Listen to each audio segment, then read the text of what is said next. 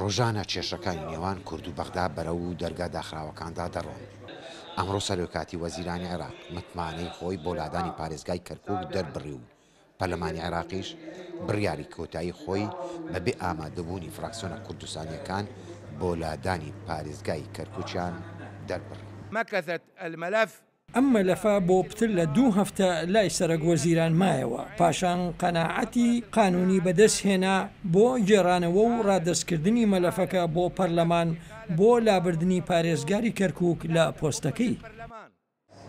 لە نێو ئەم بارگرژێدا فراکسیۆنە کوردستانیەکان ناڕەزایی خۆیان دەربڕی و بڕیاری پەرلەمانیان بە تاکڕە و لە قەڵەمدا و ڕایانگەاند کە کێشەکانی نێوان کورد و بەغدا ئالۆزتر دەکات. دوا بڕیاری پەرلەمانی عێراق سەبارەت بە لادانی بەڕێز دکتۆر نەجمەدین لە پارێزگای کەرکووک لە کاتێکدا ئێمە خەریکی گفتوگۆین بۆ چارەسەرکردنی ئەو قەیرانەی کە لە نێوان کوردستان و عێراقدا هەیە ئەوان ئەمڕۆ بە پەلەپەل بڕیارێکی تریان هێنایە ناو هۆڵی پەرلەمان لەگەڵ گەیشتنە هۆڵی پەرلەمان یەکسەر خوێندراوە و دەنجیان بۆدا.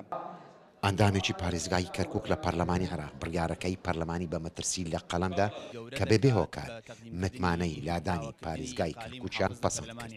ئەمە بیدایەتێکی زۆر خەتەرە لە کاتێکایە ئیقالەکردن ئەسبابی ئەبێ هەبێت عدم نەزاهەی تابێ و استیغلالی سوڵتە بێت و شروطی عزوی لە دەستدابێ هیچ لەمانە لە محافزی کەرکووکان نییە و کوتەل فراکسیۆنە کوردستانەکان مقاتعی دانیشتەکانی پەرلەمانمان کردو بەپێی ئەو سەلاحەتی کە پەیڕەوی ناوخۆ پێداوین و لەم ڕۆکە کە ئێمە لە پەرلەمان مقاتعمان کردووە ئەوان ئەو مۆزوعە بکەنە ئەجندای دانیشتەکانی پەرلەمانەوە ئەمە سابقەیەکی زۆر خەتەرە و بم پێشم وایە پەرلەمانی عێراقی دەبێت تەحملی هەموو ڕەتفعل بکات.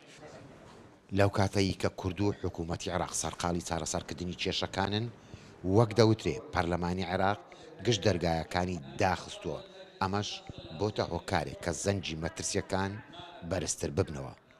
لە بەغدا نزار عەبدوڵڵا دەنجی ئەمریکا.